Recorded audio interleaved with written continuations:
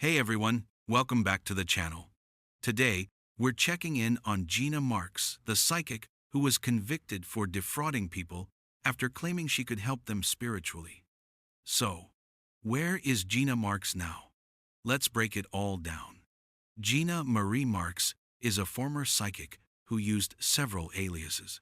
She built up a client base by promising spiritual help, curse removal, and similar services, earning large sums from people. She was well known in South Florida for years before the legal consequences caught up with her. In 2018, Gina Marks pleaded guilty to defrauding 5 clients of more than $340,000. She was convicted of theft, fraud, and violating probation. She was sentenced to 6 years in prison and ordered to pay restitution to the victims. The court found she preyed on vulnerable people through long-term deception. Where is Gina Marks now?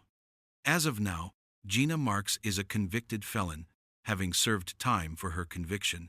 She was sentenced in 2018, so it appears the end of her time in jail was in 2024. She remains a public figure only because of her legal record and media portrayals, but there is no recent information showing she's resumed psychic work in any major way. Her reputation remains heavily tarnished, and she is largely out of the limelight.